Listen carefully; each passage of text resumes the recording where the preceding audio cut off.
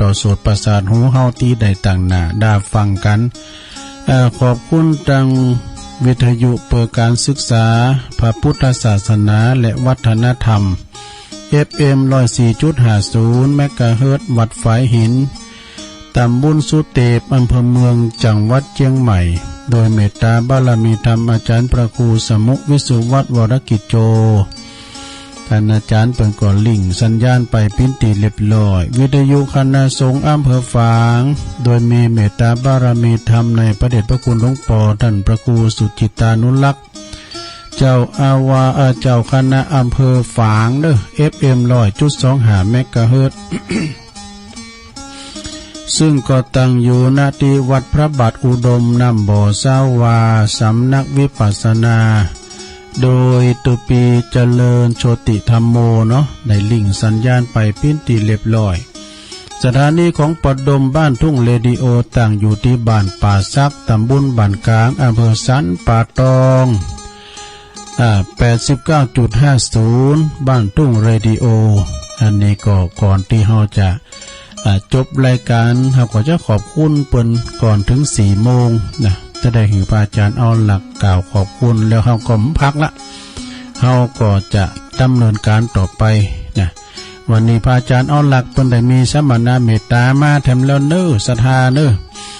มาแบ่งเบาภาระตุลุงตุยแล้วก็มาหือธรรมะเนาะเย็นอกเย็นใจหือกับปออกสหาตัวก่อนเราแล้วเนี่ยไปได้ปิกเตอต้องมามันจบรายการสุดยอดทำกันล่างโมนเนาะเป็นธรรม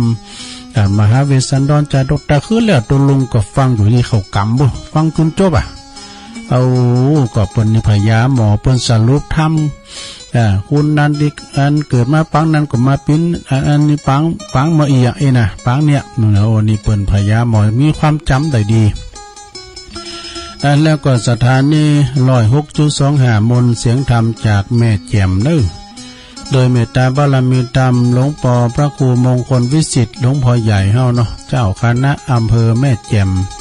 เจ้าอาวาสวัดบุพารามตำบลช่างเครื่องอำเภอแม่แจ่มขอบคุณท่านปลัดอุทัยด้วยเด้อเจ้าหน้าที่เปิ้นก็ลิงสัญญาณไปปิ้นตีเรียบร้อยสถานี98.75 คลื่นธรรมะของชุมชนวัดห้วยตองซักตำบลโขงเปาอำเภอจอมตองเด้อโดยท่านพระครูวาปีวรมานิตนั่นแล้วก็ท่านอาจารย์ชาวลิชยวังโสเปิ้นก็ลิงสัญญาณไปพี่น้องโซนไต่แต่ฟังกันปิ้นตีเรียบร้อยก็ต้องขอกราบขอบคุณในเมตตาบารมีธรรมศรัทธาที่เจ้าสมณศรัทธาที่เปิ้นลิงสัญญาณไปปิ้นตีเรียบร้อยนะแต่นำเอาธรรมะยำแรงไปสู่หูกับบรรดาศรัทธาญาติโยมได้ฟังการตั้งเมืองเป้าเมืองฟางแม่แจ่มเจียงแสนเจียงไฮในโหในเวงก็ฟังกันนะเป็นติดอกติดใจพระอาจารย์เปิ้นมาเราเหอมันสูดยอดกันก็ก่อนอื่นนั้นก็ขอประกาศนี้ให้หน่อยเนาะวันนี้วันที่9นี่ที่ขวงแก้วอารามทั้ง3ที่วัดยางครามเด้อเดี๋ยวนี้เพิ่นก็คงจะดำเนินการปั่นกันอยู่หาเนาะเปิ้นหล่อพระเจ้าตันใจเด้อวัดยางครามโดยพระอธิการจิรเดชอนาลโสพอกำนันเย็นแสงตาล่าเขาแล้วก็เมื่อคืนเพิ่นก็จะมีการสวดมนต์ตันแล้วก็มีเทศน้ำเทศธรรมนะตามจารีตทีหอยเพิ่นก็จะมีสวดมนต์ตันกันบรรพุมาก็จะมีไขตาพระเจ้าเนี่ยกันนะที่วัดยางครามเนี่ยวันที่9วันนี้นะวันที่10พวกนี้ก็เปิ้นออกกรรมที่วัดห้องจ้างพยาวันวันพุกนี่นะวันที่วันที่10วันพุกนี่ก็ห้องจ้างพยาวันท่านพระครูสังฆาลักษ์ตินาภพเขมาพิรัตโตตุปิเก่งเขานะเปิ้นเขากรรมคุณหนักคุณหลายเปิ้นสูงไล่มาหือพอว่าตุเจ้าพันเนนก่อนหลายนะที่วัดห้องจ้างพยาวันเปิ้นออกกรรมวันที่10วันที่11เปิ้นก็จะตัดไว้ลูกนิมิตผูกพัทธสีมานะเป็นงานบุญใหญ่แถมนะที่วัดล่องช้างพยาวันแล้วก็วันที่11ก็ที่วัดปากตั้งเจริญอาจารย์พระอาจารย์เอาหลักประกอบ อันประกาศถึงวันเมื่อคืนเพิ่นก็ประกาศสวดมนต์อิติปิโส108แล้วก็จะมีการยกยอดชัดศาลาการประเลนโดยมีสื่อโพราชตาโดยไผจะมาเปิดโรงทานกาไผจะมาร่วมทำบุญกามาสืบชะตากานะมาสวดมนต์กันด้วยกาก็ขอเชิญเด้อหรือว่าศรัทธาจะมาโลมนะจะมาโลมบริจาคให้หอมสิ่งใดสิ่งหนึ่งก็เรียนเชิญได้เมื่อค่ำยามคืนก็จะได้ฟังพระธรรมเทศนาโดยท่านพระครูอภิวัฒนวิกรมเปิ้นก็ไปนิมนต์ท่านอาจารย์สาธิตจากซบเตินบนเปิ้นจะได้มาแสดงธรรมเมื่อค่ำยามคืนเนาะแล้วก็จะมีทักษิณานุปทานโดย แล้วก็ตุลุงก็ไปเข้ากำนะคืนแรกนี่ก็คืนแรกที่วัดวังกูเนาะโคงแก้วอารามทั้ง3วัดวังกูคุณก็หลายซะนะเมื่อคืนแล้วนี่ก็มาฟังเทศฟังธรรมโดยพระเดชพระคุณท่านเจ้าคุณพระพุทธบาทพิทักษ์อันเป็นเจ้าคณะอำเภอป่าซางนะเพิ่นมาเปิดโครงการนะแล้วก็เมื่อเจ้านี่ก็คุณหนักคุณหลายมาใส่บาตรกันหลายศรัทธาคืนนี้เป็นคืนที่2ตุลุงก็จะปิกไปนอนอยู่เนอะวันพุธเจ้านี่ก็เมตตาบารมีธรรมอาจารย์พระครูอภิวัฒนวิกรมเป็นก็จะได้ชดเชยเวลาให้ตุลุงตอนเจ้าเพราะว่าวันที่10-11นี่นะตุลุงก็จะอยู่ยาวนะไปจอยงานเปิ้นพุธเจ้านี่ก็คืนเวลาให้เปิ้นเด้อศรัทธาเด้อพุธเจ้านี่ตุลุงได้จัดเดี๋ยววันความจริงเป็นนั่นรายการของตุลุงวันพักพอดีนะแต่ว่าตุลุงก็ไปจอยเปิ้นเนาะเข้ากำไว้ก่อนนะวันที่11ก็อยู่ยาวจนคืนบ่ที่วัดปากตั้งเจริญนะแล้วก็อันขอประกาศคืนนี้ องค์เตตีงานเขากำที่วัดวังกูท่านพระครูวิมลสุตาพรอันเป็นรองเจ้าคณะตำบลแม่แรงเจ้าอาวาสวัดดอนน้อยวัดดอนน้อยน้ำใจดอยนะดอนน้อยยองหลงคอยยองหลงได้แต่ค่อยนี่นะบึดก็มาถาฟังสำหรับเจ้าภาพในค่ำคืนนี้ก็มี3วัดด้วยกันเด้ออันประกอบไปโดยสำนักสงฆ์พรหมมังคลารามหรือว่าสันปะหักเด้อครูบาเปิ้นก็จะป้าศรัทธาญาติโยมมากันปิ่นแขนปิ่นลำมากันหนักหลายและก็ศรัทธาวัดน้ำดิบโลงโดยตุปีอามเนาะพระอาจารย์รัตตัญญูตุปีอามเขาเนี่ยแล้วก็วัดห้วยอ้อคณะศรัทธาวัดห้วยอ้อโดยท่านอาจารย์บุญนักประกับนั้นเทวินจอมพันธ์เขาเนี่ยเพิ่นจะมากัน3เจ้าภาพนะก็ขอเชิญไปกินแปะตานแล้วก็เมื่อจีก็ไปโลมตักบาตรญาติปกกันนะตานโกเข่าโกน้ำเตดธรรมตุลุงแหวงก็ตานเตดธรรมทุกที่ก็ ที่วัดวังกูเนอศรัทธานะนี่ก็เป็นงานเขากำก็หลายตีด้วยกันนะเอาละนะศรัทธาญาติโยมทั้งหลายตอนนี้ไปต้นโตแห่งตุลุงก็จะได้มอบเวรประเคียนใหม่นะให้กับพระอาจารย์เอาหลักปัญโยนันซึ่งเป็นได้มีสมณเมตตาเน้อกับมาเล่าเรื่องมหาเวสสันดรจาดกปินติดอกติดใจคือเปิ้นเอาติ้มตีกันเดียวเปิ้นเปิดสายก็เอาโทรศัพท์เปิ้นตุลุงก็อาจจะเข้ามาตอนที่เปิ้นเปิดสายนะสัก2รอบรอบแรกนี่ก็ช่วงแรกนี่ก็ก่อนจบอัน3 โมงนะ4 โมงนี่เขาจะได้ลาคืนปอดมแล้วก็ห้อมย่างโลไปเลยนะเอาได้โอกาสดีขอกราบไหว้สาท่านอาจารย์เอาหลักครับเจริญนิมนต์เลยครับผมขอกราบนอบน้อมพระติทไตรรัตนะผ่านแผ้วพระเกี่ยวเจ้าตั้ง3ประการหมายมีพระพุทธพระธรรมพระสงฆ์อันเป็นสารณะที่เปิ่งของหมู่เฮาตั้งหลายขอกราบไหว้สาบุญญาปรมีธรรมท่านอาจารย์ชัยวัฒนาคเสโนป่อครูเก้าป่อครูเงาแห่งเก่ากับผมโดยความเคารพอย่างสูงสุดยิ่งครับผมไหว้สาแล้วก็ครูบาอาจารย์พระสงฆ์องค์สังฆเจ้าภิกษุสามเณรทุกรูปทุกองค์ ที่ท่านได้เปิดวิทยุรับฟังอยู่ต่างวัดต่างวาได้ความเคารพอย่างสูงสุดยิ่งครับผมขอเจริญปอนคณะสัทธาญาติโยมศรัทธาสาธุชนคนดีเฮาทุกท่านมาปะกันแถมแล้วมาปะกันในรายการสาระธรรมยามแลงอาตมาก็ยังมาเป็นกู้แจมเนอะเรียกว่ากู้แจมเพื่อแบ่งเบาภาระกับหลวงลุงชัยวัฒน์นาคเสโนเพื่อจะมามาจากันรำดับต่อไปมาปะกันวันนี้เป็นวันพุธที่9 ธันวาคมพุทธศักราช 2563 เดือน3เหนือเดือนอ้ายหรือว่าเดือนเกียงใต้แฮมมานี่9 ค่ำจำง่าย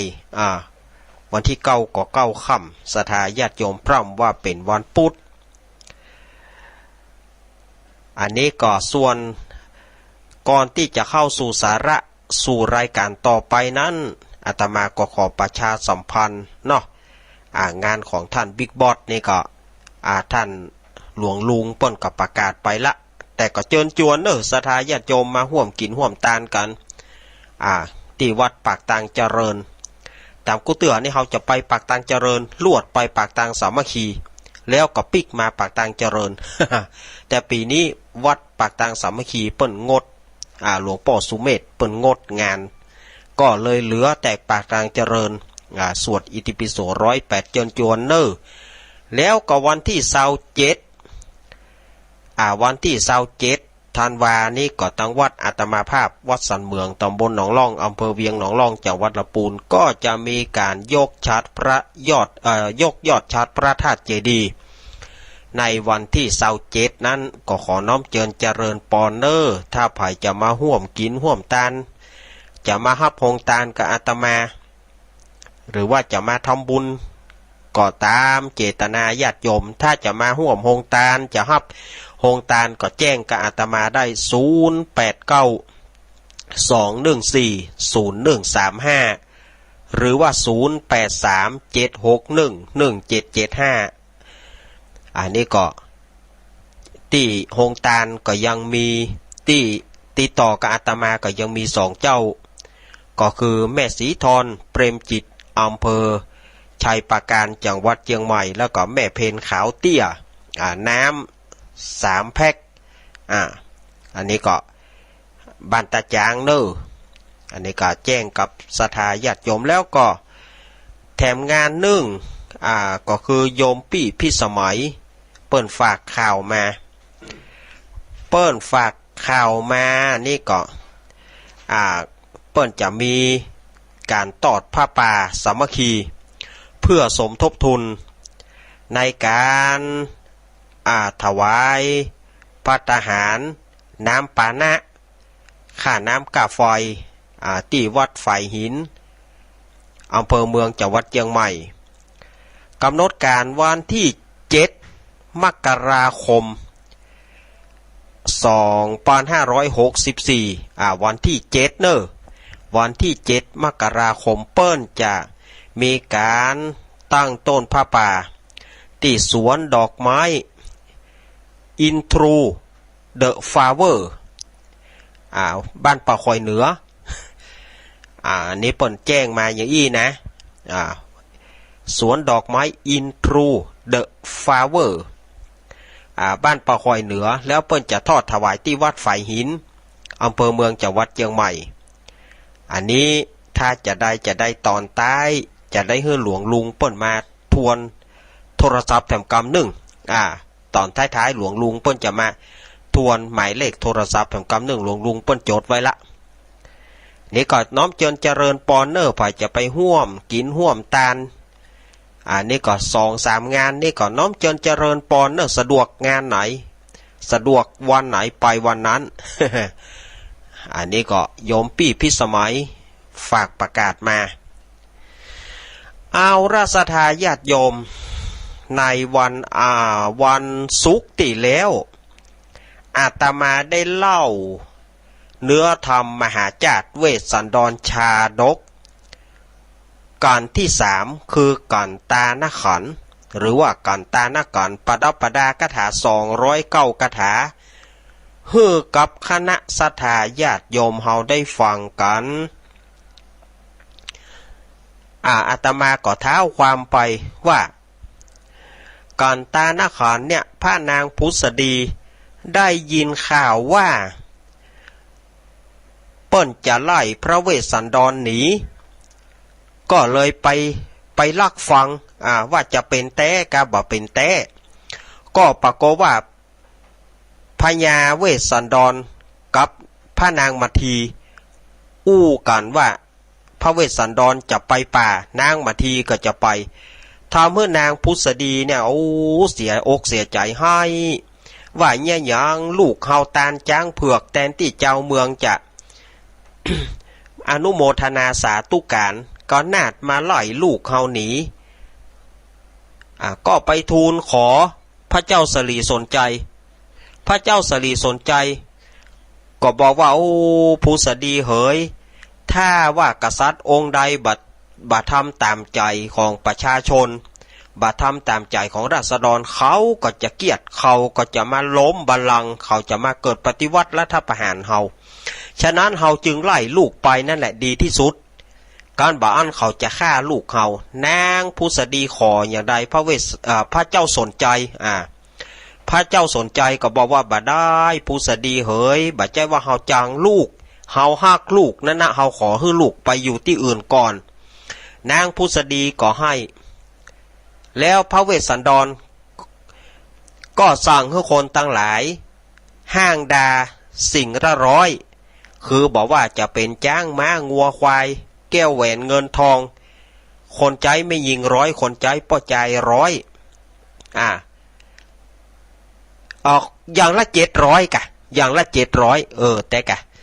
ขอห้างครัวอย่างละ700จ้าง700ม้า700งัว700ควาย700คนใจไม่ยิง700คนใจป้อใจ700เข้าของอย่างละ700เรียกว่าตานขันธ์เนาะตานขันธ์คือการตานก่อนใหญ่แม่นะอันนี้อาตมาเก้ากับผมขอรับผิดแต่เพียงผู้เดียวเมื่อฮื้อตานไปแล้วก็ไปลาพระเจ้าสนใจแล้วก็ไปลาพระนางพุษดีพระนางพุษดีก็อนุญาตแล้วก็ขอให้นางมัททีอยู่แต่นางมัททีก็บอกว่าเสด็จแม่เฮ้ย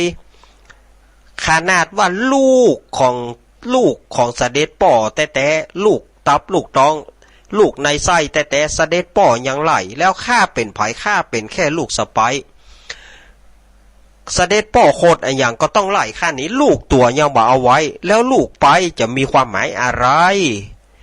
ข้าบ่อยู่หรอกข้าจะไปตัวเจ้าปี่เวสสันดร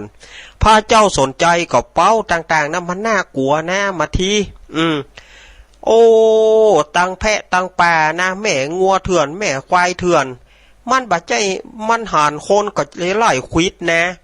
นางจะไปอยู่อย่าได้ก็นางลองกึดพอกะว่าขนาดจิ้งจอกมาห้อง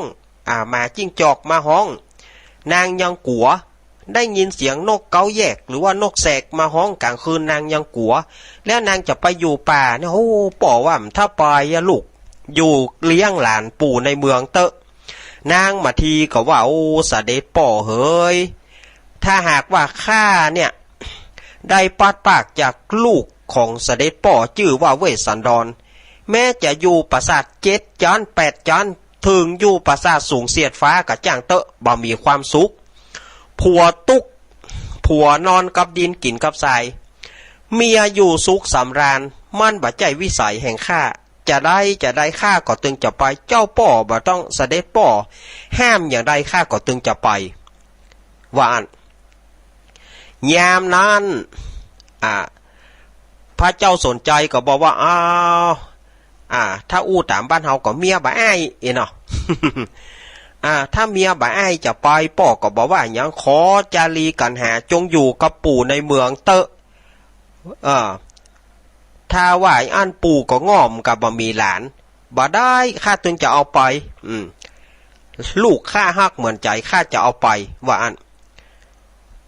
นางมาทีกับปาเอาสองกุมารอุ้มเอาลูกขึ้นรถท่ามหาสัตว์เจ้ามหาสัตว์เจ้าก็เตตานไปเพราะว่านางพระนางพุษดีเอาครัวเนี่ยใส่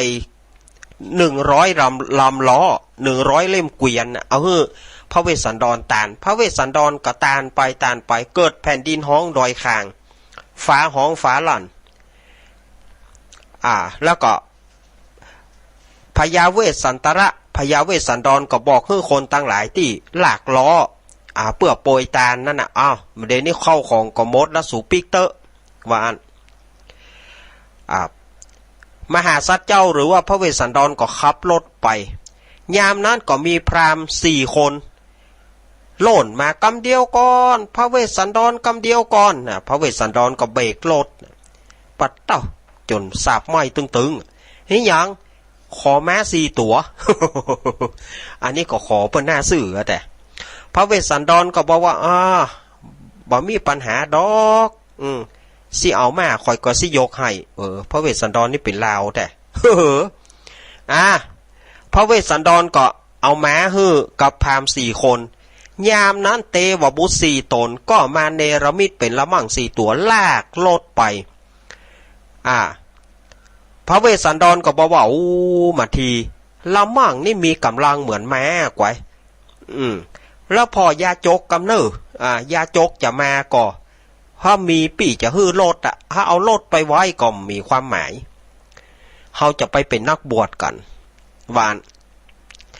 ยามนั้นก็มีพราหมณ์แห่งคนหนึ่งโล่นมากำเดียวจอดก่อน พระเวสสันดรเบรกครับยืดเฮ้ยยังขอเมียงอมป้า ก็เดียวว่าอย่างล้ำเหลืออยู่ว่าเบรกรถประสาบไม้ไปขอเมียงอม ป่าจ้ายว่าดีว่าแต่ขอโลดไหมเพราะว่าพระองค์ถึงจะเข้าป่าแล้วบ่ใจโลดละข้าขอโลดไหมพระเวสสันดรก็เลยฮื้อตานโลดไปโอ้พราหมณ์คนนั้นได้โลดแล้วสตาร์ทโลดเปิดแล้ววะขอบคุณเปิ้นก็หมีสตาร์ทโลดเปิดสุดดำบาเดียวนี่ตางก็แค่เพียพญาเวสสันตระอุ้มเจ้าจารีน้องนางมาทีอุ้มนางกันหาเข้าสู่ป่าไม้วันนั้นอาตมาเล่ามาถึงกันตาณขันวันนี้ก็มาต่อกันถึงกันวันนับประเวทกันที่4สำหรับชะตาของผู้ที่เกิดปีเถาะปีเมาเปิ่งกระต่ายอันตะกี้ตาณขันปีเสือตาณขันปีเสือวันนับประเวทปีกระต่ายอันนี้คนเฒ่าจังมาเตื่อเฮาก็โอ๊ตไข้หัวนะคนเฒ่าคนแก่อันพระขอจดทำให้แม่กะจดทำอย่างอันน่ะเมื่อไงนะบวกวักเวกนะ ไออย่างบวกวักเวกอันทำที่จะขึ้นบะเดียวนี่ เปิ้นว่าทำมาวันนะปะเวทคนเฒ่าว่าบะเป็นนะขอทำนั่นน่ะการที่4นะบวกวักเวกนะก็ไปดีไข้หัวนะสดายญาติโยมทีนี้เฮาก็มาเล่าต่อกันไปเลยเนาะ4 กษัตริย์ราป้ากันเข้าป่าเข้าดงไปกันไกล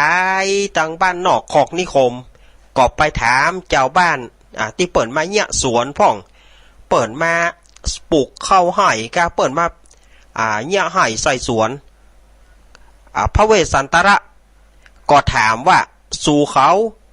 หูตีเขาวงโกฏก่อเขาก็หูว่าเป็น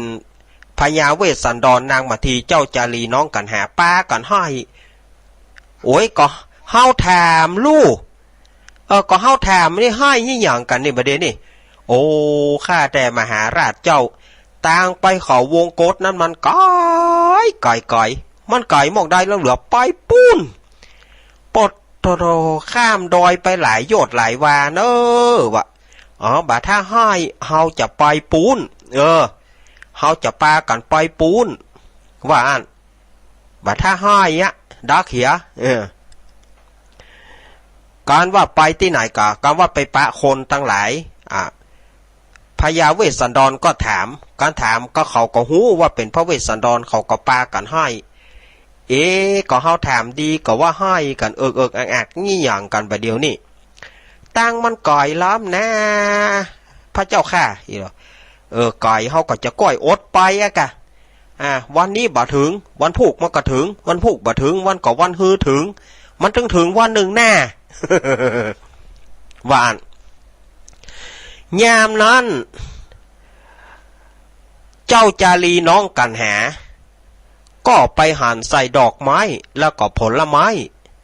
ก็มีใจใครได้ก็ปากันให้ว่าใครได้ดอกไม้กับหน่วยไม้พญาเวสสันดรก็บอกว่าโอ้จารีกันหาเฮ้ยป่อยื้อเอามันบะเติงมันสูงแต่สองกุมารก็ให้จะเอา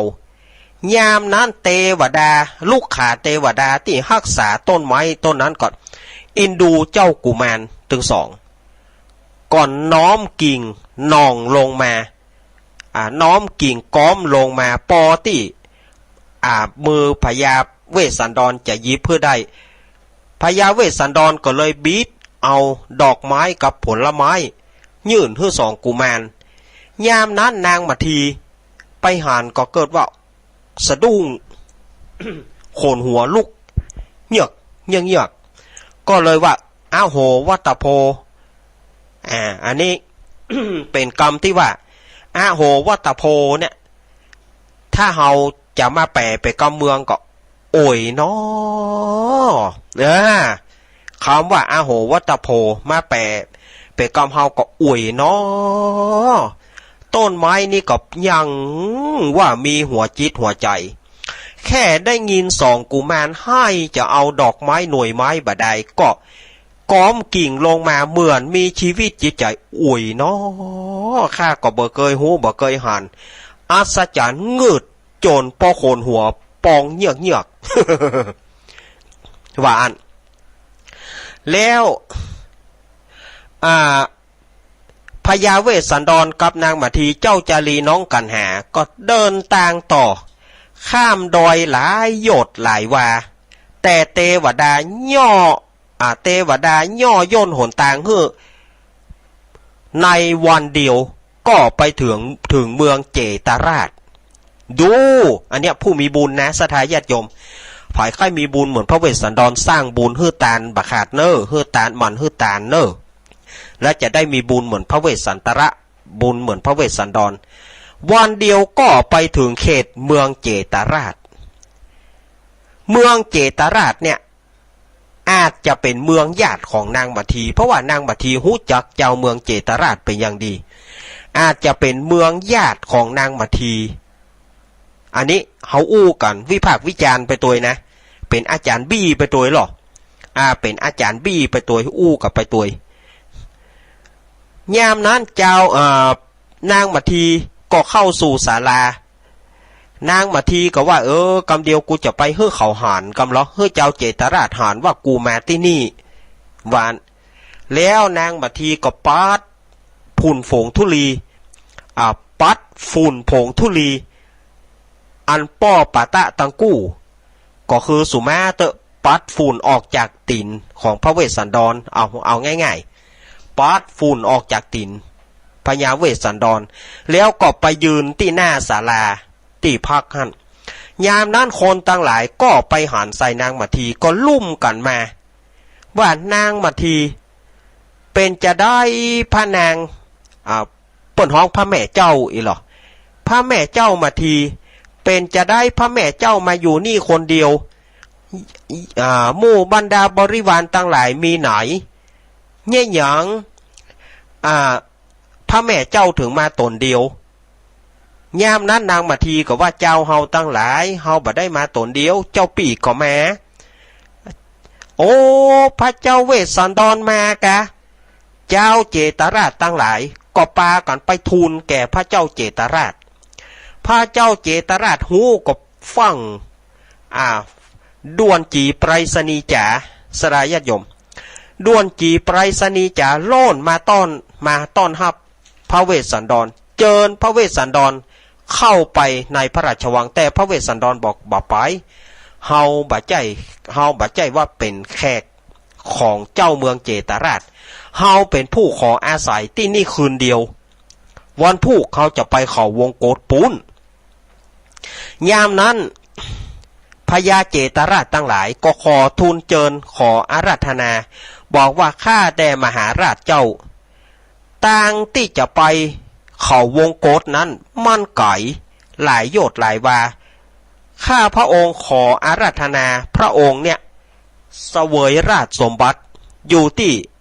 เมืองเจตราชที่นี่ประทับไปก่อนอื่นข้าพระองค์ขอถามว่าเพราะเหตุใดพระองค์ถึงจะต้องไปในเขาวงโกฏปุ้นยามนั้นพระเวสสันตราชพระเวสสันดรก็เล่าให้เจ้าเจตราชฟังว่าโอ้เหตุมันมีข้าให้ตานจ้างเผือกแก่เจ้ากะลิงกะลาดปรากฏว่าเจ้าเมืองบ่พอใจไปฟ้องเสด็จพ่อก็ฟังคำสนสอก็ไล่ข้าหนีบัดเดนี้ข้าถึงจะเอากันไปที่เขาวงโกฏปุ้นแหละยามนั้นพระเจ้าเจตราชตั้งหลายก็ทูลอาราธนาว่าข้าแต่มหาราชเจ้าว่าดีว่าแต่บ่ต้องไปละขอให้เสวยเมืองเจตราชนี้เมืองเจตราชนี้อุดมสมบูรณ์ข้าวน้ำโภชนะอาหารน้ำเพิ่งน้ำมิ้นปันเลอะขอพระองค์เสวยราชสมบัตินี้เตอะกำเดียวข้าพระองค์จะฮืดม้าเร็วโล่นเอาข่าวไปบอกแก่พระเจ้าสนใจแล้วเพื่อว่าม้าเร็วหรือว่าไปรษณีย์ด่วนจีไปรษณีย์จ่าเนี่ยบัดตานมาเตื้อขอพระองค์จะไปฟังไปเตื้อยามนั้นพระเวสสันดรก็บอกว่าโอ้เจ้าข้าแด่มหาราชเจ้าเจตราชตั้งหลายเรื่องนี้มันเป็นเรื่องของข้าป้อไล่ข้าหนีแล้วท่านตั้งหลายจะมาฮับหน้าเอาข้ามาเสวยราชสมบัติมันเป็นการตีบ่เหมาะกรรมเดียวเมืองเชตุดรกับเมืองเจตราชจะต้องมาห้ามหันจะต้องมาเกิดสงครามขึ้นจะต้องมาพิษกันโดยที่บ่ใจเหตุเพราะเฮาเป็นต้นเหตุบ่เอาละบ่เอาละอย่างใดเฮาก็ขอไปอยู่ที่เขาวงโกฏปูนยามนั้นเขาก็เจ้าเจตราชตั้งหลายก็มาอู้กันเพื่อปรึกษาหารือโต้รุ่งละบ่ได้หลับละโต้รุ่งกันถึงวันพุธเมื่อเจ้าพระเวสสันดรก็อำลาเจ้าเจตราชตั้งหลายเจ้าเจตราชก็พาพระเวสสันดรไปส่งถึงประตูป่าที่จะเข้าสู่เขาวงกฏที่จะเข้าสู่ป่าหิมพานต์ก็มากึดใจว่าถ้าบ่มีไผที่จะมารักษาประตูป่าเกิดว่าเจ้าเมืองเจตุดรจะมาทำให้พระเวสสันดรนางบัทีเจ้าจารีน้องกันหาโอ้จะต้องหายามสักคนหนึ่งก็เลยตั้งพรานเจตบุตรเพื่อเป็นยามนี่บอกว่าเจตบุตรเจ้าจงเป็นยามอยู่ที่ประตูป่านี้ภัยเข้านอกออกในต้องกวดสอบเพราะว่ากลัวเปิ้นจะมาฆ่าพระเวสสันดรนางมัททีเจ้าจารีน้องกันหาจะเป็นอันตรายแก่สี่กษัตริย์ท่านจงเป็นยามนี้คนในห้ามออกคนนอกห้ามเข้าได้ก็ได้พะยะค่ะนี่เพราะว่าพรานเจตบุตรก็มีหมาถึง32ตัวนั่นสถาญาติโยมถ้าจะอ่านก็ส่งเจ้าเจตราชแล้วก็เจ้าเจตราชตั้งหลายก็ส่งมหาสัตว์เจ้าแล้วก็3กษัตริย์เข้าไปสู่ป่าไม้หิมพานต์โดยตั้งเจตบุตรเป็นยามละเป็นรปภ.นี่โอ้สมัยรปภ.ก็มีแล้วนะตั้งพรานเจตบุตรเป็นรปภ.พระพญาเวสสันดรนางมัททีเจ้าจารีน้องกันหาก็เดินทางต่อไปก็ไปปะใส่พรานป่าก็ถวายข้าวน้ำอาหารอันมีรสหวานท่านก็ได้มอบปิ่นปักผมให้แก่นายพรานผู้นั้นไปแล้วก็ไปนอนกลางป่าคืนหนึ่งแจ้งแล้วก็ปากัน เตียวตางต่อไปข้ามเขาหลายๆลูกจนไปถึงแม่น้ำก็อาบน้ำกินน้ำแล้วเสวยเข้าน้ำที่นายพรานถวายแล้วก็เดินตางต่อไปยามนั้นหินปันทุกัมพลศิราอาจอันเป็นที่นั่งแห่งพญาอินปกติหินปันทุกัมพลศิลาอาจเนี่ยจะอ่อนนุ่มเหมือนสำรีแต่ว่าวันนั้นแข็งกระด้างพระอินทร์นั่งไม่ได้ฮ้อนก้นโยกพระอินทร์ก็ว่าอันอย่างใดประเดี๋ยวนี้เฮาอย่ามาฮ้อนก้นโยกนั่งบ่ได้ก็ส่องที่พระเนตรพระอินทร์มีปานตาก็หรอส่องที่พระเนตรลงมาก็หันแล้วว่าโอ้พระเวสสันดรแล้วก็ตึงพระชายาและลูกฮักกำลังเดินทางมาจะบ่มีศาลาที่อยู่ก็เลยบอกคือวิสุกรรมบอกเร็ววิสุกรรมลงไปเมืองมนุษย์ไปสร้างศาลาไว้2 หลังแล้วก็สร้างที่จงกรมสร้างสวนดอกไม้เพื่อเป็นที่รื่นรมแก่2 กุมารน้อยๆแล้วก็ขับไล่พูดผีปีศาจนกอย่างที่น่ากลัวที่จะมารบกวน2 กุมารที่จะทำให้2 กุมารกลัวไล่หนีให้หมดแล้วในป่านี้รื่นรมนี่วิสุกรรมก็ฮับกรรมพระเจ้าข้าเนี่ยเหาะลงมาก็ทำตามศาลาสร้างศาลาไว้2 หลังเนรมิตศาลาไว้2 หลังแล้วก็เขียนว่าผู้ใดอยากให้มาบวชเป็นพระฤาษีจงฮับบริขารเหล่านี้เนี่ยพระเวสสันดรเดินทางไปถึงที่ศาลาก็ไปหันป้ายวิสุกรรมเขียนป้ายติดหน้าศาลานะก็ไปหันแล้วว่าโอ้อันนี้พระอินทร์หูใจเฮาว่าเฮาจะลำบากด้วยที่อยู่อาศัยพระอินทร์ก็เลยมาเนรมิตศาลาไว้ว่าพระเวสสันดรก็เลยเข้าสู่ประตูศาลาเข้าสู่ในต้อมศาลาแล้วก็บวชเป็นพระฤาษีบวชเป็นพระฤาษีแล้วก็เข้ามาออกมาหาพระชายาและลูกทั้ง2พระชายาและลูกทั้ง2ก็กราบพระฤาษีแล้วก็ให้พระนางมาทีบวชเป็นตาภาษาราชินีเป็นพระฤาษีฤาษีนีแล้วก็ให้เจ้าจารีน้องกันหาบวชเป็นดาบทน้อย4 กษัตราฮักกันแป้งกันแล้วก็นางมาทีก็บอกว่าข้าแต่พระฤาษีเป็นเจ้าตั้งแต่นี้เป็นต้นไปพระฤาษีบ่ต้องเดือดร้อนเรื่องน้ำฉันน้ำใจและก็ผลหมากลากไม้หัวมันข้ามาทีจะไปหามาถวายพระฤาษีแล้วก็เลี้ยง2 กุมารดาบทน้อยพระฤาษีก็บอกว่าดีนางมาทีแต่ปี้ก็จะขอปอนกำนางว่าบัดเดี๋ยวนี้เฮาเป็นนักบวชนางอย่ามาหาปี้ในเวลาที่บ่ควรนางจะมาได้ก็ต่อเมื่อนางจะมาตักน้ำฉันน้ำใจถวายไม้สีฟอนแล้วก็นำเอา2 กุมารมาฝากแล้วก็นางเอาลูกไม้มาเสวยลูกไม้หัวมันนอกจากนั้นนางอย่าได้มาที่นี่เพราะว่าการเป็นนักบวชเฮาเป็นอันตรายได้เพคะสาธุนางมาทีก็สาธุนี่ศรัทธาญาติโยมต่างหลายแล้วก็ส่วนว่า4 กษัตราก็ปากันรักษาศีลเมตตาภาวนาอยู่จนได้เดือน1ในป่าหิมพานต์อันนี้คือทำกันวันณประเวทผูกที่4สำหรับชะตาของผู้ที่เกิดปีเมาปีกระต่ายปีเถาะเปิ้งกระต่ายนี้อาตมาก็เอามาเล่าวันนี้ก็เดี๋ยวก็จะต่อแถมนะวันนี้อาตมาบอกเอาอย่างมาเล่นละเพราะว่าทำมันจะบัดได้ทำมันจะบัดจบง่ายๆถ้าอาตมาเอาอย่างอื่นมาเล่นเนี่ยทำมันจะบัดจบง่ายๆเพราะว่าทำแต่ละผูกมันสั้นยาวบัดเสมอกันก็เดียวมันกับผูก1สั้นผูก1ยาวมันจะบัดเสมอกันฉะนั้นเฮาพักเรื่องทำผูกนี้ก่อนก็เดียวสำหรับผู้ที่เกิดปีมะโรงเตรียมฟังธรรมผูกนี้คือการชูชกบาจบวันนี้ วันพุกมาบาจบวันพุกวันพัดหน้ามาวันไหนที่หลวงลุงเปิ้นว่างหลวงลุงเปิ้นก็จะส่งสัญญาณส่งโทรศัพท์ไปว่าวันนี้หลวงลุงมาจัดเนอะมากำเนิดก็วันไหนอาตมาก็จะมาจัดเอาจนมันจบอาตมาได้มานี่มันถ้าว่าได้เตะทำอย่างค้างไว้มันบ่ม่วนสรายญาติโยมว่าดีว่าแต่มันบ่ม่วน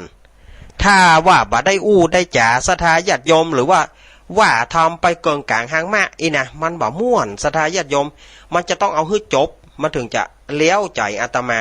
เนาะญาติโยมพ่องก็ท่านเตะทำมันบ่เลี้ยวใจนะมากระท่อนกระแท่นใจเย็นๆนะโยม เย็นไว้โยมนะไม่ต้องกังวลอาตมามาแน่แต่วันพรุ่งนี้จะไปที่ภาคสนามที่วัดปากตังเจริญหรือว่าจะขึ้นมาบนดอยก็คอยดูสิทธิ์ครูดอยแห่งกำหนึ่งเอาล่ะศรัทธาญาติโยมตอนนี้ก็ได้เวลาที่เขาจะวางสายเนาะศรัทธาญาติโยมจะจะจากันน้อมเจริญปอนเนอร์0892140135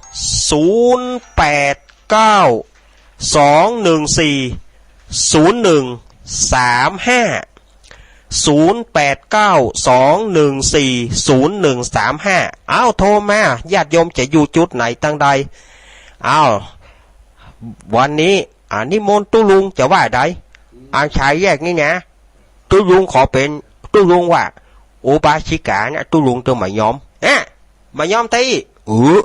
ตุลุงวันนั้นนะตุลุงได้ว่าโตตุลุงตัวมายอมเตื้อบอกกอกบวมยังมาหายเตื้อ0892140135มีก็มีโทรเข้ามาญาติโยมมาแต่ตุลุงระวังนะไงถ้าจะได้ตุลุงก็ห้าผิดชอบห้าสายก่อนนะตุลุงฟอดเดี๋ยวเนาะอุบาสกอุบาสิกาเดี๋ยวก็รู้หมู่หรือจ่าเนาะจะเริญปอนตามภาษาพระอาจารย์เงาลักป้อน้อยบุญปานมโนครมากเรียงจำกันได้อยู่ครับมันประยุกต์แต่เดียวแก่มีเหี่ยวรปภป่ะน่ากะรปภก็มีหรอมันต้องเดี๋ยวถ้าพูดเป็นรปภค่ะมันต้องเอาอย่างอี้มันต้องเอาอย่างอี้ถ้าเฮาบ่เอาอย่างอี้มันจะเข้าใจยากประยุกต์สมัยด้วยห้องเนาะครับ เอายุคใหม่สมัยใหม่เถอะพ่องฟังกันนักเนอะครับผมนี่กับหมอเวลาแม่หมอสุมาลีฟองแก้วว่าเพิ่นฟังแต่เพิ่นบ่ได้โทรว่าเพิ่นว่าฝากที่ป้าน้อยนะป้าน้อยเป็นสะพานบุญแถมท่านหนึ่งเนาะว่าผมไปวัดเพิ่นว่าฟังกันจักหลายแล้วป้าหมอเขาก็ฟังไงลูกขอบคุณเปิ้นตัวเนอะครับผมไปสาธอาจารย์เนอะขอบคุณถึง2เนอะถึงทับลุงเลยขอบคุณขอบคุณอันป้าน้อยเนอะครับกลับไปสาครับขอบคุณป้อน้อยบุญปานมโนครบ้านเสาหินอำเภอฝางป้อน้อยบุญปานมาไปสายแรกเอาแล้วตุลุงเหยเนาะอันตามกติกาเนาะ0892140135โทรเข้ามาเนอะวันนี้มีป้อน้อยบุญปานมโนครจากอำเภอฝางไปสายแรกสายต่อไปจะเป็นตังใดสายว่างแล้วเนอะอุ้ยอ้วนฟังก็แหสายใดที่บอกว่าเมื่อใดก็บอกว่างว่างแล้วนอตุลุงเนาะแม่ย่านะมากันเรียนดูอันนี้ตุลุงมี2ตัวเนอะตุลุงผู้ที่เป็นหัวหน้าเปิ้นหนุ่มอยู่อันนี้ตุลุงนี่มันเท่าไปแล้วหูตัวกะหูตัวอยู่ตุลุงไงหูตัวอยู่เนอะญาติโยมที่จะโทรมาหาตุลุงก็0892140135เอาโทรเข้ามาเลยเนอะญาติโยมตะกี้ตุลุงก็การไปการไปได้มีปัญหาวันนี้เฮาก็มาอยู่ตึกละเฮาก็บ่มีไผเฮาก็สนทนากันเนาะยังขณะที่รอสายก็จะได้สนทนากับหลวงลุงว่าในการที่เฮา เตะทำอย่างอี้เพื่ออธิบายให้ศรัทธาญาติโยมได้เข้าใจเนี่ยหลวงลุงว่าจะเป็นการดีก่อครับเดี๋ยวก่อนเนอะสายที่สองจากตังได้เดี๋ยวก่อนเนอะจะเริญปอนเจ้าไว้สาเจ้าจากตังได้วัดป่าบงเวียงเจ้าแม่พันป่าบงเวียงแม่รับฟังม่วนนี้เนาะฟังม่วนดีแกเจ้ามันฟังแล้วฟังอยู่เนอะเจ้าฟังใจเนอะฟังแล้วบักเครียดเนาะเจ้าม่วนดีขอบคุณติอย่าพ่องกะจะไปชมมันนักลำไปมันจะเลิงตัวตอนม่วนแต่ลูกขอบคุณแม่พันเนอร์เจ้าไม่ปากครับ0892140135เอาสุมาแม่พันวางสายเฮ้อกามขอสุมาเตอะขอแม่พันเมตตาการุณามุทิตาอุเบกขาวางสายเฮ้อกามเอาแล้วเดี๋ยวแป๊บเอาลุละเอาญาติโยมโทรเข้ามาใหม่โทรเข้ามาใหม่ตะกี้สายเปิ้ลค้างไว้เมียแม่พันเปิ้ลไปภาคสายเหียแล้วก็อาตมาก็ต้องโกดขว้างถ้าบอกโกดขว้างก็มันลุอย่างเงี้ยเดี๋ยวก่อนเนอะจะเริญปอนสายที่3กราบนมัสการลุงหลวงพ่อมานิดมาแล้วหลวงพ่อมานิดกราบไหว้สาครับก็เศษธรรมก็ต้องมี2หรอกเพราะว่าท่านอาจารย์เน้นเนาะครับแต่เจ้าผมเป็นคนมาถามลุงว่าถ้าเศษคำเมื่อผมฟังผู้เลยถ้าฟังผู้เรื่องวันนี้จะโรย7เมื่อไรแต่เป็นภาษาบรรยายเนาะครับผมฟังไงเนี่ยถ้าจะเอาลากเอาเศษถึง2ถึงได้ถึงคำนองตามเมืองแล้วก็บรรยายไปคนฟังที่คนฟังหลายๆคนเพิ่งเคยฟังกันนะที่เขาเล่นเสียงเล่นอย่างนี้นะครับเกิดฟังบัดจันเกิดของเงาลับฟังมันมีโบสแทรกแล้วนะอาจารย์เนาะครับผม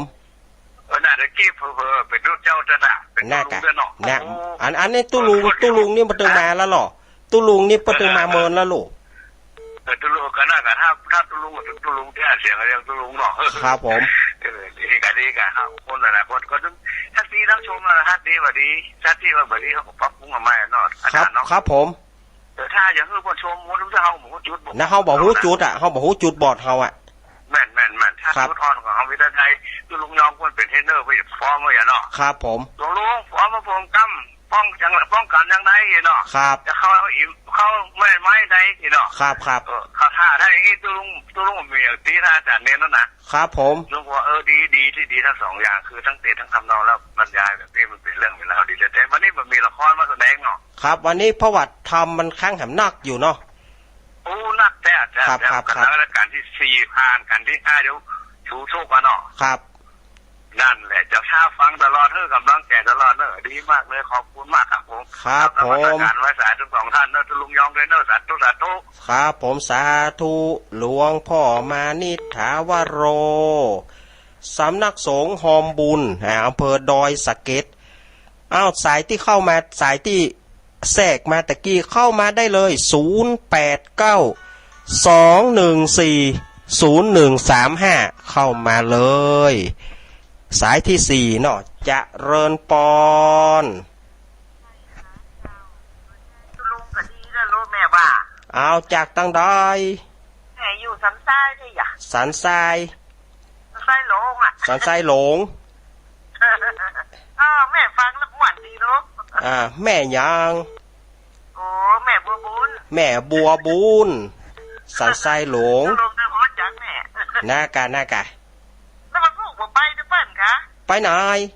ไปทางเจริญน่ะแม่ก็พูกมาก่อนวันฮือวันที่11วันฮืออันไปนี่จำเป็นได้ไปงานหัวหน้าเนาะหัวหน้าใหญ่หรอหัวหน้าใหญ่บิ๊กบอสเราเฮาไปกับกะเดียวฮอดงานเฮาเปิ้นบ่มาฮือเฮากันเนาะแม่ให้กำลังใจเน้อลูกเน้นเน้อครับผมสาธุแม่บัวบุญสายที่4นี้แม่บัวบุญอำเภอสันทรายขอบคุณเน้ออีกแก โอ้มาแล้วเนอะจะเริญปอน นมัสการครับครับผม พระครูบายอง ครับผมหลวงพ่อนิพนธ์นิมนต์ครับไปทางใดแล้วน่ะครูบายองอ่ะมีเนี่ยเปิ้นจดครับครับครับเปิ้นคอยจดเปิ้นคอยจดอยู่ครับครับผมครับผมนิมนต์เลยครับปากกันวันนี้ฤดีแจ่มใสหมุนมาหมุนไปก็เจอพอดีและ4.5ทากันสวนสีเวลาดี 3-4 โมงแรงเรารัดมาแล้วเจ๊แก้วแถลงสาธรรมยามแรงแจ้งกันด้วยเจ้าฟังรายการนี้บ่มีเงียบเหงาโตกันข้ามเจ้าแต่เราคนฟังแฟนคลับพันแท้ต้องแลเหลียวหลังรีบกลับมาฟังรายการนี้ดีตู้ยอมไปไหน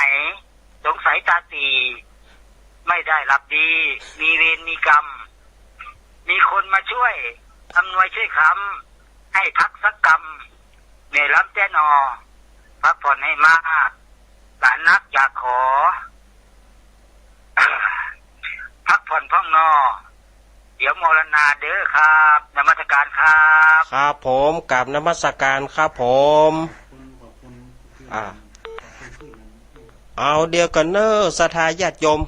เขาจะพักคลื่นก่อนเขาจะพักสายก่อนกำเดียวเนอสักบึดรอบ4 โมงครึ่งเขาก็มาเปิดกันต่อตอนนี้ก็ขอขอบคุณทางป้ออุดมแม่เทียมวันพุทธวงศ์ที่เปิ้นได้เอื้อเฟื้อเวลา1 ชั่วโมงตั้งแต่บ่าย 3 โมงไปต้นมาบัดนี้ก็รายการของอาตมาในคลื่นของป้ออุดมนะก็ได้หมดเวลาลงเหี่ยแล้วเอาไว้โอกาสต่อไปวันต่อไปอาตมาจะมามาจ๋ากับคลื่นของป้ออุดมแถมใหม่สำหรับวันนี้ขอป้ออุดมและครอบครัวแล้วก็ทุกท่านที่ฟังสถานีวิทยุ 89.50 บ้านทุ่งเรดิโออยู่ดีมีสุขอยู่ดีกินหวานตานต้อมเหมือนกันจู้ผู้จู้คนนั่นจงจักมีจตารโรธรรมาวัฏันติอายุวันโนสุขังพระลังสาธุเอาละศรัทธาญาติโยมเฮาได้อำลาคลื่นของป้ออุดมพุทธวงศ์บ้านทุ่งเรดิโอไปเรียบร้อยต่อไปนี้เฮาก็มาเข้าสู่สถานีวิทยุในกลุ่มคลื่นสีขาวของเฮาลำดับต่อไป4 โมงแรงนี้เป็นต้นไปวันนี้อาตมาภาพสามเณรรักปัญโยนันท์วัดสันเหมืองตำบลหนองล่องอำเภอเวียงหนองล่องจังหวัดลำพูนพร้อมด้วยหลวงลุงชัยวัฒนาคเสโนป่อครูเก้าป่อครูเงาของอาตมาภาพเก้ากับผมก็ได้มามาแจมกันในวันนี้เพราะว่าตะกี้หลวงพ่อนิพนธ์เปิ้นกระถามว่าไปที่ไหนความจริงหลวงลุงอยู่ที่เนี้ย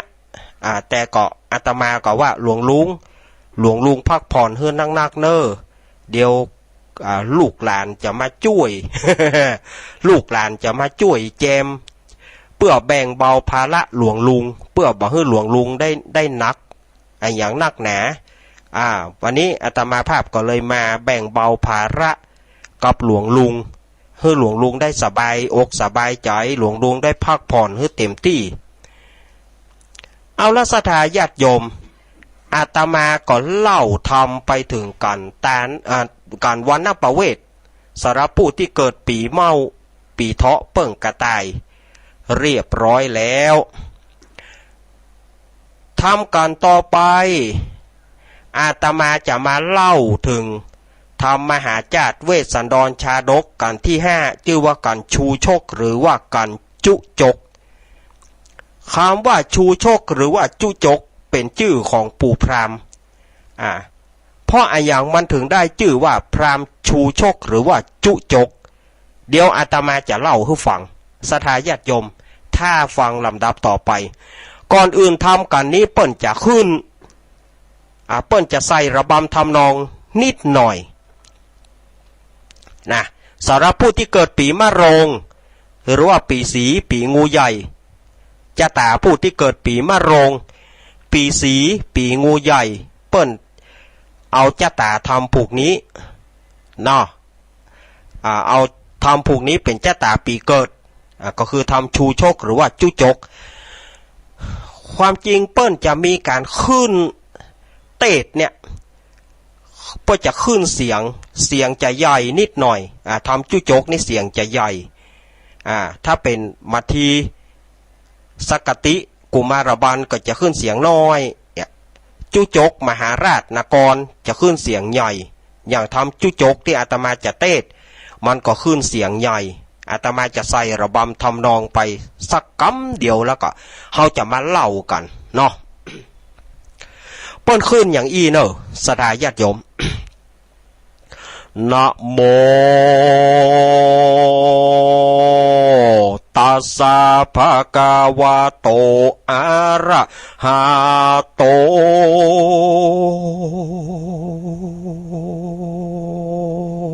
สัมมาสัมพุทธัสสะ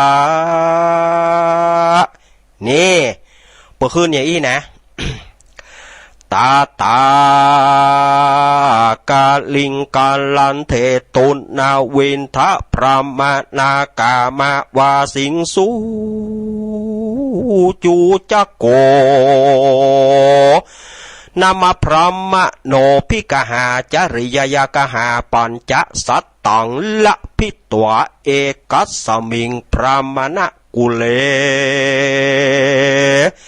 ถ้าเปตัวปูนาทานังปริเยสนาทายกาโตเตลำดับธรรมเตสนามาเถ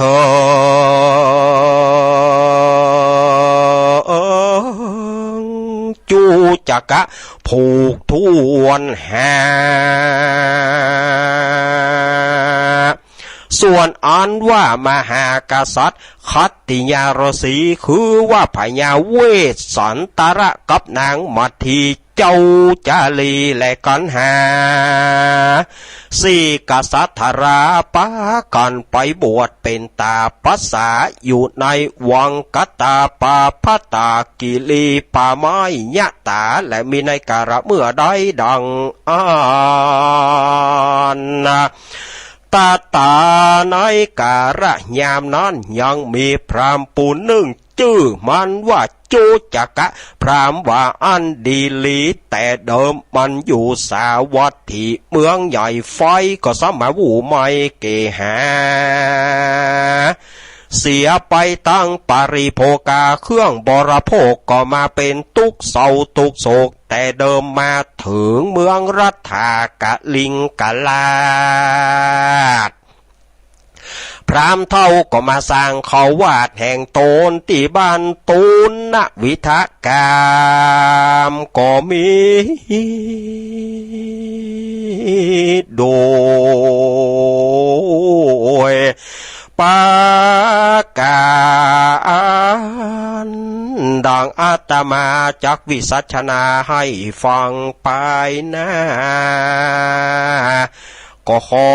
เชิญจวนหมู่เฮาเจ้าค่ะก้อยโอสาฟังไปบัดนี้แดดเตอเนี่ยสดาญาติโยมว่าพอจะขึ้นอย่างอี้นะศรัทธาญาติโยมถ้าเป็นแนวเสียงสมัยก่อนน้องแนวเสียงของพ่อครูสุรพลสมบัติเจริญถ้าพ่อครูสุรพลสมบัติเจริญนี่เปิ้นจะขึ้นเสียงเปิ้นจะได้นะโมตัสสะภะคะวะโตอะระหะโตสัมมาสัมพุทธัสสะถ้าเป็นแนวเสียงของพ่อครูสุรพลจะมาอย่างอี้ ถ้าไปเสียงของพ่อครูชัยเมืองสิงห์ก็จะไปเหมือนอย่างนะโมตัสสะภะคะวะโตอะระหะโต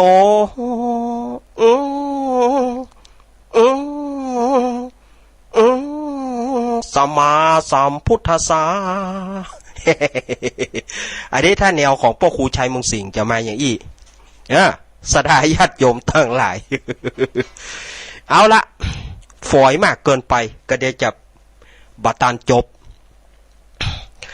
คำว่าปู่พราหมณ์ชูชกหรือว่าพราหมณ์จุจกเนี่ย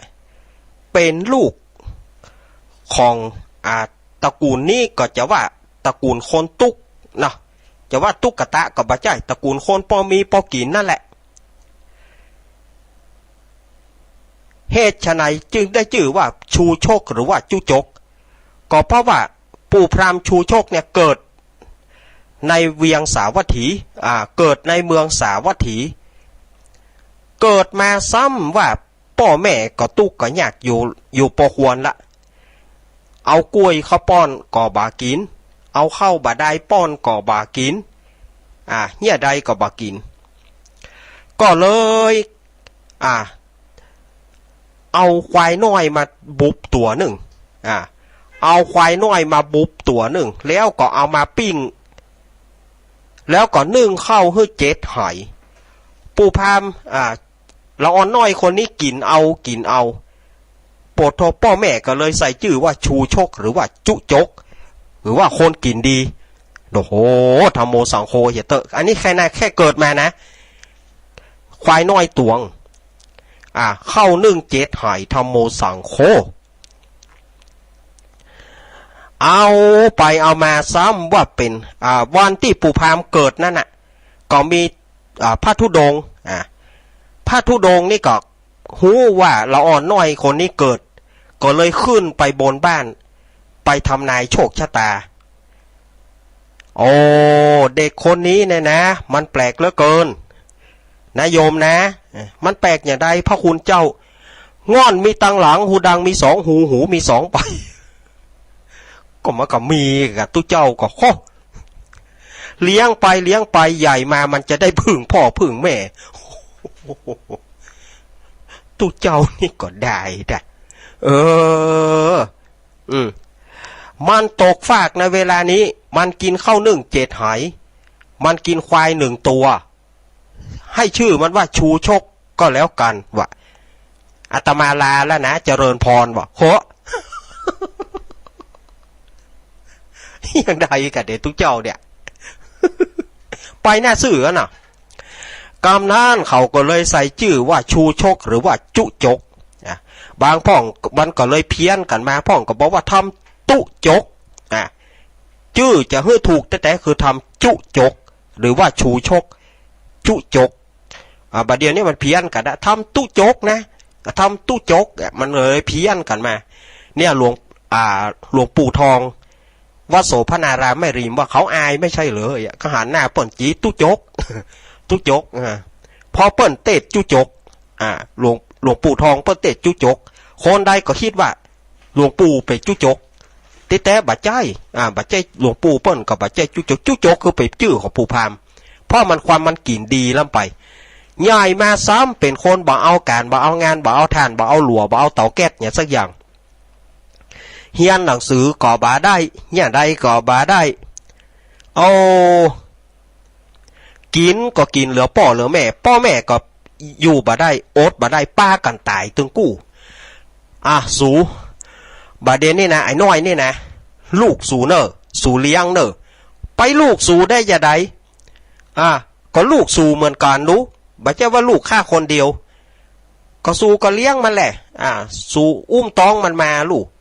ก็ข้าอุ้มท้องมันมาไผฮื้อกำเนิดมันว่าพ่อแม่ของปู่พราหมณ์เทียงกันโลไผฮื้อกำเนิดมัน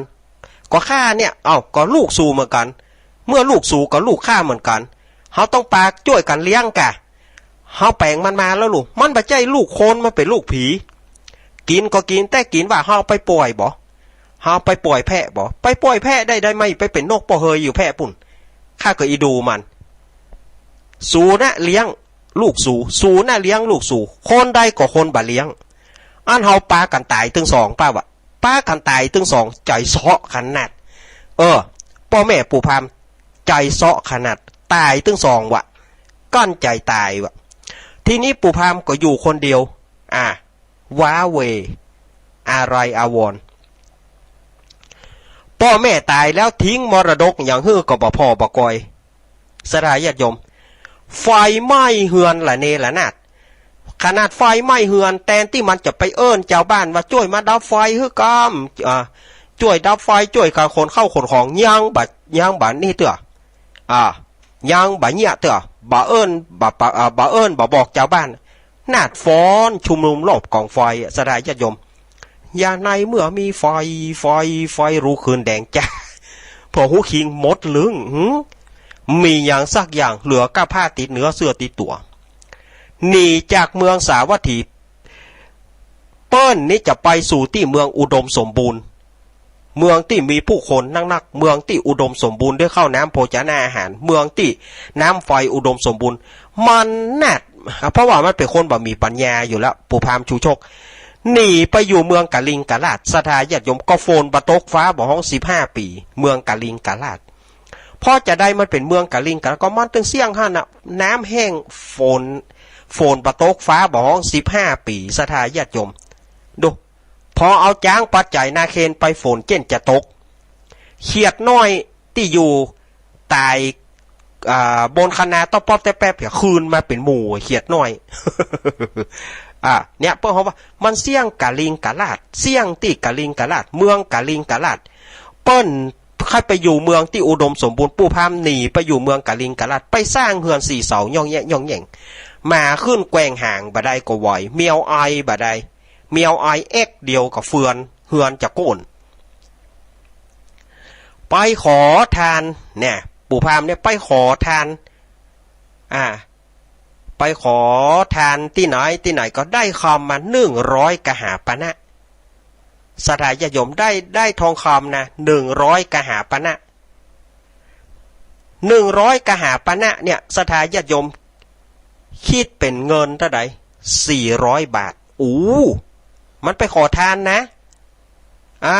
ไปขอทานนี่นะได้ทองคำน้ำหนัก400 บาทก็ดู100 กหาปณะแม่นกันเนาะ1 กหาปณะเท่ากับ4 บาทถ้าว่าเก้ากับผมผิดไปหลวงพ่อมานิดย้ำมาหำกำเนอว่าถูกกับผิดเนาะจะคำนวณถูกบ่ถูกโบนะ1 กหาปณะเท่ากับ4 บาทเนี่ย100 กหาปณะเท่ากับ400 บาทเนี่ยนะน้ำหนักทองคำ400 บาทจะเอาไว้ที่ไหนเฮือนบ่มีที่ไว้เอาไว้บนหัวก็มันเป็นจ้องจะเอาไว้ปองกลัวโจรมาลักเอาก็เลยเอาไปฝากกับพ่อแม่นางอมิตตา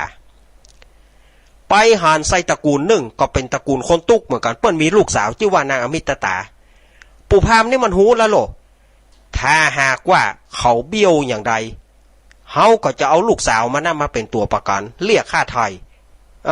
มันจะล่อเอามาแลกการนี่คำมันก็เลยเอาทองคำไปฝากไว้กับพ่อแม่นางอมิตตาแล้วก็หนีไปขอทานหนีไปหลายปีหลายเดือนบ่พี่เข้าบ้านเข้าจองส่วนพ่อแม่นางอมิตตาก็ว่ามันเมินแล้วนะสู่บาเดียวนี้ปู่พรามนะมันถ้าจะตายละเฮาทองคำมันไปขายปะเฮาทองคำมันไปขายซื้อกินลาบกินแกงพวกซื้อเสื้อซื้อผ้าใหม่ๆพวกเมียบอกว่าสู่ไปเงียบไปเลยเปิ้นเอาฝากไว้เกิดวันดีคืนดีมันมาเยี่ยงใหญ่โอ้ยจะไปปากเตอะผัวมันนะจะไปปากเตอะมันไปมีละหุตายเข้าเหี่ยวลงขุมละข้าได้ยินข่าวออกมาว่ามันตายเข้าเหี่ยวลงขุมละมีละหาทองคำมันไปขายเมียมันตึ้มใครเอาสักหน่อยกลัวปู่พามมาผัวมาเชื่อฝีมือข้าถ้าจะได้ข้าเนี่ยจะแก้สถานการณ์โดยฉับพลันสู่บัทปากมันมันอย่างนี้หรอเรียบร้อยเขาก็เอาทองคำปู่พามไปขายพอขายทองคำแล้วกินลาบกินแกงอย่างเรียบร้อยแล้วมีเสื้อมีผ้าใหม่ปู่พามเจาะหม้อเข้าบ้านมาพอดีเอาละผีขายหน้า เมียมาหาหลานเนี่ยข้าว่าแล้วข้าว่ามันบาดตายสู่ก็ว่าตายก็ข้าจะไปหู้จะได้เนนะข้าจะไปหู้จะได้เนบัดถ้ามาเนมาละมันมาอะไรอย่างใหญ่แต่งเอาน้ำเย็นมาเจิญท่านพามกินน้ำเย็นก่อนทองคำข้ามีไหน เอามาเอามาไหวใดก็เดียวก่อนนะเขาก้อยเอาทองคำข้ามาก็เดียวก่อนนอท่านพามนอกใจจะกินน้ำกินนองก็นอบากินเอามาว่าใหญ่เอาทองคำข้าไปไว้ไหนเอามาบัดเดียวนี้บ่มาข้าจะแจ้งป้อหลวงลวดเกี่ยวกับนานจากกำนานแล้วใครไปแจ้งแก่จากแก่แล้วใครไปแจ้งแขวนเมื่อก่อนอันเดียวกันนะปู่พามก็โหเนาะมาบ่ใครอย่าไปแจ้งใครไปแจ้งเผื่อตำรวจปุ่นมายับสู่เขาเอาล่ะหันเจอไม้ตายเนี่ยเอาแล้วเนี่ยใดผัวก็พ่อหน้าเมียว่าได้สู่ไปถ้าสู่มาสู่มาเสอนี่จ่วยข้าหน่อยเน่ข้าผิดไปเลี้ยวมาผิดมาเพิดอย่างเรื่องนี้ไปตาสู่ลูกข้าแต่ว่าจะไปเอาไปจะไปเอาของมันไปจ่ายก็มันมั่งก้างเข้ามาอย่างใหญ่ผัวเมียอยู่ด้วยกันแน่มันผิดไปก็จ่วยกันแน่มาแน่มันซะยังละแก้สถานการณ์คนเดียวเอาบ่ต้านพรามบัดเดี๋ยวนี้ข้าเขาโจรปัญญาแล้วบ่มีอย่างละว่าใดสุยไปตีทอกบ่อันบัดดีว่าแต่นะข้าโยกลูกสาวมาว่าโอ้หม้อลำเหลือข้าโยกลูกสาวมาว่าอีน้อยเฮ้ยไปอยู่ตัวเปิ้ลเนี่ยป่อเป็นหนี้ทองคำบ้านเปิ่ยย่ำป่อตีทอกว่ะนางมิตรตาก็กตันอยู่ก็นึกว่าปู่พามนั้นมีเข้าของพร้อมพุ่งละก็เลยบอกคือแกนปู่พามว่าเอาลุงพรามจะไปลุงห้องลุงสุมาเนอะอันนี้กำปู่พามว่านะห้องลุงห้องหมาดีกว่าว่าห้องว่าใดไอ้พรามอีกลุย ไอ้พรามเจ้าหรอไอ้พรามมีอย่างพ่องบ้านไอ้มีปลาเลอะปลาเตอจะกินอย่างจะเอาอย่างเข้าของไอ้มีปลาเลอะไปอยู่ตัวไอ้เนาะนางมิตรตาก็นึกว่ามีเข้าของปลาเลอะปลาเตอพ่อแม่ก็จะสบายหนีไปตัวปู่พามมีเฮือน4 เสาเนาะแยะย่องแย่งเตียวบ่ได้ก็จะโกนนางมิตรตาให้ไปเกินเดือนบ่ให้อย่างเน่บ่ให้จะได้ทีแรกว่าจะกินอย่างจะเอาอย่างก็บอกแล้วน้องรวงบอกแล้วว่าจะเอาอย่างก็มันบ่มีอย่างกินบ่มีอย่างสักอย่างจะเอาโตดเอาแต่อย่างครับเธอมาอยู่กับฉันก็เป็นบุญแล้วฉันเลี้ยงเธอได้ก็บุญแล้วว่าอันนางมิตรตาก็จำเป็นจำใจต้องอยู่กับปู่พรามหวานอมขมกลืน แต่นางอมิตรตาก็ปฏิบัติผัวรับเด็กลูกเจ้าปฏิบัตินอนตื่นก่อนนอนทีหลังนะก่อนจะนอนเพื่อกาผัวเพื่อก่อนหรอกาผัวเพื่อก่อนปฏิบัติปัดปู่บ่ได้วิทย์ได้ขาดอันใดปู่พรามก็ฮักบรรดาคนที่อยู่หิมบ้านนะคนข้างบ้านนะก็ปากันไปเมานางมิตรตาแล้วไปด่าเมียเขาก็อยู่ไหนกันแม้แต่กินข้าวบ่ได้เคยกินด้วยกันนะแม่มันแกงนี่ลำเดี๋ยวเนี่ยนี่แกงนี่อย่างบะลำอมิตรตาเนี่ยหอมคืนสูเนี่ยกินบะลำก็อันยังก็นางอมิตรตา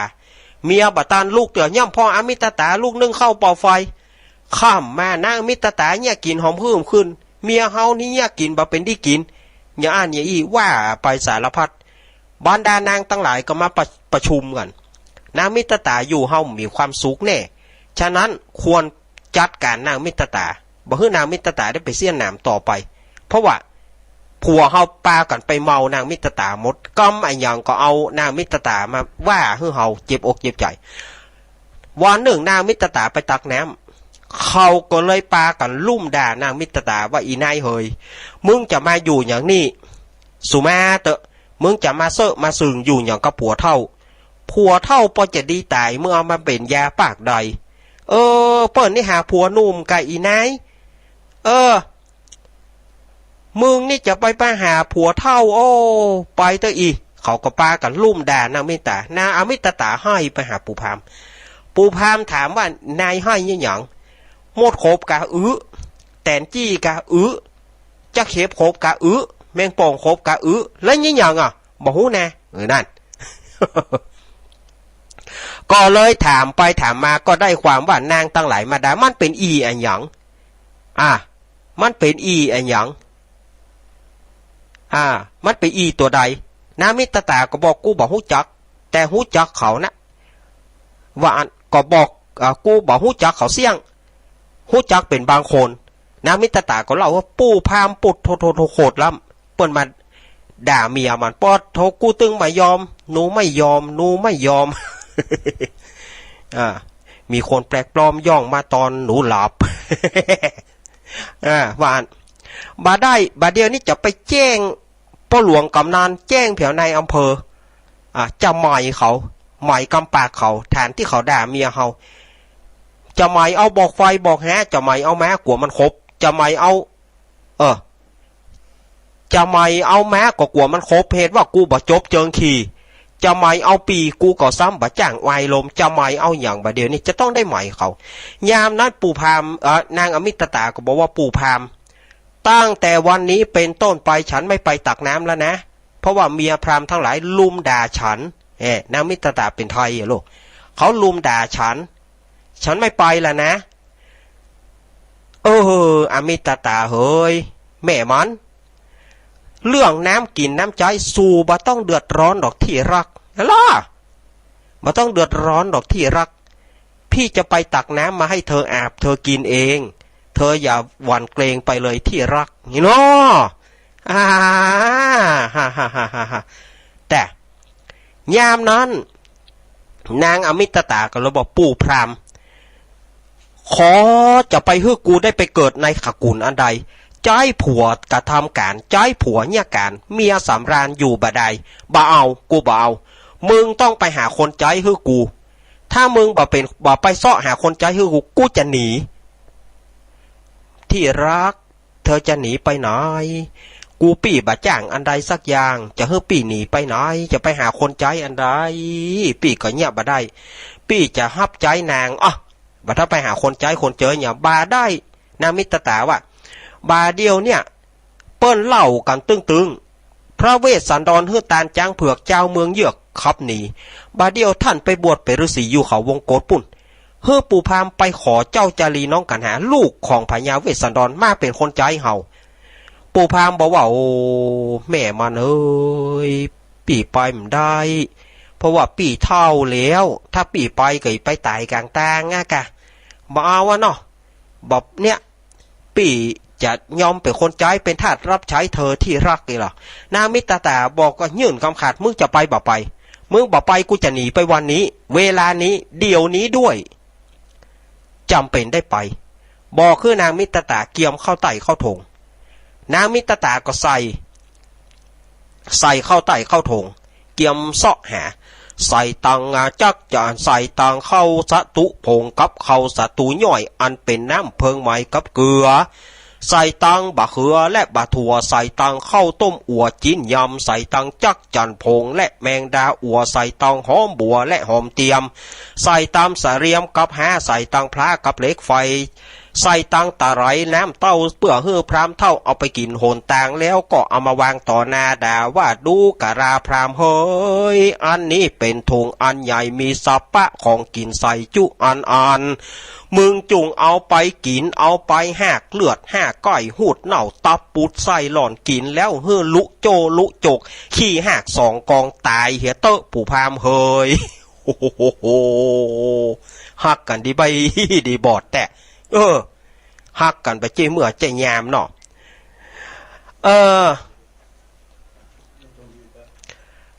ยามนั้นปู่พรามชูชกก็แต่งโต๊ะแต่งแปงยศเยาเฮือนซอนเฮือนอันใดมันลุอันคร่ำที่ใดมันต่ำมันก็แปงเฮือสูงประตูบดีมันก็แปงแล้วก็ไปหาเข้าป่าไปแล้วก็ไปตักน้ำมาใส่เต็มภาชนะจุแห่งไปหาหลัวมาค่าคอยให้เมียหนุ่มน้อยดังไฟ ไปติ้วหอยอันแตกบากไปตักน้ำมาใส่ภาชนะเต็มจู้แห้งแล้วก็ทะลงเป็ดแต่งเป็นฤาษีอยู่เป็นเท่าตาจีในเฮือนมาแล้วฮือโอวาทนางอมิตตาอยู่กับเหย้าเฝ้ากับเรือนนะอมิตตาปี่ขอฮือนางอยู่กับเหย้าเฝ้ากับเฮือนไผมาห้องจะไปตื่นเนออันยังได้ยินเสียงอันยังก็จ้างอันหนึ่งจะไปหยั่งเฮือนแหงจะไปหยั่งเฮือนดัง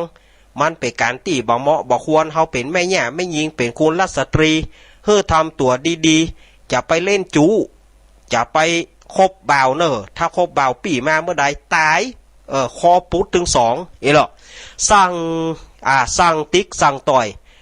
แล้วก็อำลาซุปเกิบหนังควายสไปถงอันใหญ่สะปะของกินใส่จุอันแล้วก็ยับผืนผ่านมือเมียมันใจให้ไปสถาญาติโยมให้ไปจ่าสั่งอำลาลูกอมิตตาเฮ้ยหาป่าน้อยก็มีอยู่น้อยอยู่ข้างประตูหาป่าทูเกิงหนึ่งก็ยังพอมีอยู่ดูการานางอมิตตาเฮ้ยถ้ามึงใครเหี่ยวมึงเหี่ยวที่จ่องโปนหัวนี่ถ้ามึงใครขี้ก็ขี้ใส่บอกไม่หกไม่สางถ้ามันเต็มหกบอกปีกก็ลังปอกคืนมาธโมสังโฆห้องน้ำก็บะแปงว่าแล้วก็จ่าสั่งอำลานางมิตตาหนีเข้าไปบาเจียมเนื้อเจียมตัวหนีเข้าไปเมืองศรีวิราชเป็นเมืองเก่าพระเวสสันดรไปถามหาพระเวสสันดรอยู่ที่ไหนเขาถามว่าปู่พามลูกที่ไหนมามันบอกว่ามันลูกจากเมืองกาลิงกาลาดพระเวสสันดรอยู่ในเมืองเจตุดรบ่ได้เพราะว่าเจ้ากาลิงกาลาดมาขอจ้างเผือกเขาเลยไล่พระเวสสันดรบาเดนี้เจ้ากาลิงกาลาดมาแถมแล้วแสดงว่ามีจิตเจตนาที่บดีเขาก็ขับไล่ปู่พามเข้าแพร่เข้าป่าไปอินดูมันตุกเมื่อเท่าตุกเพราะตัณหาคือความอยากสถาญาติโยมบาเจียมเนื้อเจียมตัวตุกเข้าไปลงเข้าไปที่ป่าหิมพานต์ยามนั้นมาพรานเจตบุตร32ตัวมาล้อมเห่าเท่าเราเก่ากัวตายมาพรานลายเลี้ยงเอาไว้เต็มป่าไม้ไล่เลยครบตัวหนึ่งชื่อปูตุ๊บแก้วเจือครบเจือกาบตัวหนึ่งชื่อปูตาบมันจ้างสูบสาบจอมหอยตัวหนึ่งชื่อว่าปูดำมอยโปกห่างครางไปตัวป้าป่าเสียงตัวร่าไรทีตัวหนึ่งชื่อว่าไอฮูรีห่างดอกตัวหนึ่งชื่อมันว่าปูตอกมันจ้างสอกอกในหอมร้อนหันซัดและคนมามันขับไล่เข้าไปไกลไกลเปล่าเปิบเอาตัวหนึ่งชื่อว่าดาวเสด็จแม่นลงป่าได้7 วันมันก็ยังผ่านมารอดตัวหนึ่งชื่อดำปอตาแหวนเฮาเสียงแข็งเหมือนฟ้าผ่าก้องตุกม่อนแดนดอยตัวหนึ่งชื่อไอตาแมนม้าเก่าเกลือย่อมไล่เนื้อตัวต่างตัวหนึ่งชื่อว่าแดงด่างมันจ้างนอนปางคางเจ้าเฝ้าอยู่หัวคันใดตัวหนึ่งชื่อมันว่าอีใจไวหันอันใดก็คบก็กาบแล่นกันกาบยามเดียวตัวหนึ่งชื่อไอสารับสะเรวดำปอดจ้างรู้สอดตามรอยก้อยหูตาแห่งเจ้าตัวหนึ่งนั่นเล่าชื่อมันว่าอีเต้าเป็นมาเท่ามาแก่แต่เชื่อแม่มันมาเลงมักกาก็แม่นหูใจแกวนหูใจแกวนโหนตางก่อนมันหันล้วและยางกำมันสปายแจกกำมันคบแล้วก็เอาแอนลงดอยตัวหนึ่งชื่อว่าไอตามอยมาใหญ่หันหัวล้านไหลตันใจตัวหนึ่งชื่อว่าไฟเดือน5ตัวหนึ่งชื่อว่าน้ำฟ้าเดือน6หันยาโจกบ่อใดไล่ตัวตันตัวหนึ่งชื่ออีมานีวันห่างการหันหมูม่านเมงจังแร่นตามลังกันกับมันกันกับเอาตายตัวหนึ่งชื่อมันว่าไอขาลายแข่งเต้าเป็นมาเท่าเจือโคบเจือกาบเจือมาหยาบแควนแหงตัวหนึ่งชื่ออีตาแดงเจ้ามันหักมันแปลงผูกเอาไว้มาตัวนี้ใจประโยชน์ได้จุอันสี่ตีนมันยันหาอองเต่าปากมันเห่าหาแลนตามันแงนหาหางเพิงหางหอกหางมันก็มาสุกซอกเข้าหูหนูหูมันก็มาเงียงฟังหาเจ้ามันเรียกไอ้ล่ออันนี้เน็ตนะตัวหนึ่งชื่อว่ากาจะเลียกแล่นตารอมตัวหนึ่งชื่อว่าขอมเครื่องคาบแล่นกันกาบเสือมีตัวหนึ่งชื่อว่าไอคนยีจอมจ่อจ้างหุมรอคบเสือตัวหนึ่งชื่อว่าอีคำเครือขนยาบตอนมันได้การกาบเลี้ยวมันบสวะบวางเอามีดเอามุยมาง้างกลางจักออกได้หันปู่พามเข้าใกล้เข้าขบทงตัวหนึ่งชื่อว่าแสนตาวงธรณีไหววาดตัวเนอ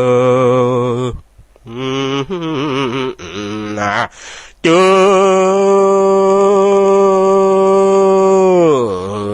มัน อนว่าไอสายฟ้าฟาดธรณีป้อทอเกือบบดีเนอะสถาญาติโยมเกือบได้รับสนิทสิทธิ์หามลง มา32ตัวไล่โคปูพามกกวัวให้ไว้อยู่ต้นไม้ขึ้นต้นนั้นตกไปต้นนั้นขึ้นต้นนั้นตกต้นนั้นสุมาเหี้ยเตอะขี้กำพ้ามันเม็ดออกน้อย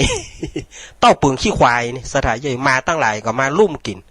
มันก็มานับหมา1 2น้องสึงแม่อีงดแม่อีงัดแม่อีงอดแม่อีแงดแม่อีเนาะแม่อีแนะหมาแม่แจ้ก็32ตัวครบพอดี ขนาดนักแต่มันก็มาให้ไวพรานเจตบุตร กำด้ามไม้มาว่าไผ่มาให้นี่มาเห่างงงพรานเจตบุตรจะยิงมันบอกว่ายิงอย่าพึ่งหยุดถ้ายิงวันนี้จะเสียใจไปตลอดจัดพ่ออย่างเฮาเป็นคนใจเฮาเป็นราชทูตแห่งเมืองเชตุดรจะมาทูลเจิญพระเวสสันดรนางมัทธีเจ้าจารีน้องกันหาจะจะอัญเชิญเสด็จนิวัตสู่พระนครเพื่อไปเป็นพญาป.2มีอันยังเป็นลักเป็นฐานดึงเอากับบอกเกลือเนี่ยบอกไม้เนี่ยบอกไม้เพื่อเอาใส่เกลือไว้กินกลางทางมันเหลือมาครบถุงมันเหลือบอกเกลือบอกเดียวเอาบอกเกลือเนี่ยสวยไปสวยเซลเจตบุตรมาได้หูหนังสือนี่ก็นึกว่าเป็นราชสารไหวแต่ไหวว่าไหวปู่พรามสดายญาติโยมไหวปู่พรามไหวบอกเกลือบอกเดียวเนี่ยมนุษย์มีคำพูดไปสื่อกลางไหวบอกเกลือบอกเดียวไหวปู่พรามข้าขอเตอท่านราชทูตบัดเดี๋ยวนี้ข้ามีแต่หามีแววไหมเนี่ยมันได้โอกาสขู่หรอบัดเดี๋ยวนี้เจิญราชทูตลงจากต้นไม้ได้เลยเนี่ยเอาหมาไปมัดก่อนเจตบุตรก็เลยเอาหมาไปมัดเอามาตัวที่1ไปติดมัดติดต้นกาสะลองมัดมาตัวที่2ติดเก้าบะขามมัดมาตัวที่3ติดเก้าไม้จี้มัดมาตัวที่4ติดเก้าไม้บะขามมัดมาตัวที่5เอาไว้เก้าผักตบมัดมาตัวที่6เอาไว้เก้าผักเพชรมัดมาตัวที่7เอาติดกับเขือบะแปบมัดมาตัวที่8เอาไว้เก้าบะเมามัดมาตัวที่9เอาไว้เก้าผักจิกมัดมาตัวที่10เอาไว้ข้างเล้าเป็ดมัดมาตัวที่11เอาไว้ต้นไม้หิมนอง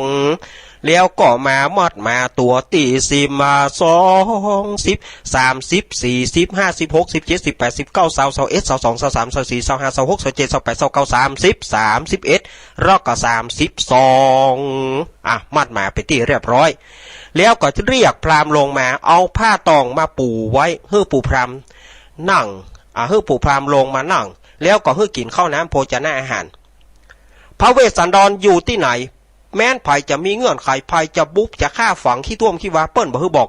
แต่ว่าเจตบุตรก็ลู่บอกโคนตังไปสู่พระปณศาลาแห่งพญาเวสสันตระเอาละสถาญาติโยมทำมันก็มาจบพอดีอาตมาก็ว่าโอ้ท่านเฮยอาตมาก็ใจเวลานี้ทำจุจกผูกเดียวนี่นะมันก็ยาวอะเลอันนี้ฉบับกระเป๋าหิ้วแล้วนะสถาญาติโยมอันนี้ฉบับกระเป๋าหิ้วนี่อย่างถ้าอาตมาเตะตึงมดตึงมวลเนี่ยเตะทำปืนเมืองเนี่ยตึงกาบตึงอย่างชั่วโมงป่ายสถาญาติโยมอันนี้ขนาดฉบับกระเป๋าหิ้วเนี่ยเกินชั่วโมงพอดีสิ่งใดที่สถาญาติโยมสิ่งใดที่มันเป็นกรรมเล่นกรรมหนัวก็บ่ต้องถือต้องสาอาตมาสิ่งใดที่มันเป็นกรรมดีญาติโยมก็เอาไปประพฤติปฏิบัติเอาไปสอนลูกสอนเต้าลำดับต่อไปอาตมาก็หานว่าทำผูกนี้สมควรแก่การเวลาแล้วอาตมาก็ขอหยอบยางตะอี เตสนาปริโยสาเนก็มีด้วยปาการดังกล่าวมานี้แลนะจูจักะปะปองนิธิตังขีญาสังวันนาวิเศษจะห้องเหตุทำจูโจกอันจะยกปริยายมีหลายบ่น้อยเหือปอไหลไข่ย้อยปังโรงจ้าขอโป่งลงวางขอย่างโดยคาถาประดับประดา719 ภากาถานิธิตาก็บังโกมสม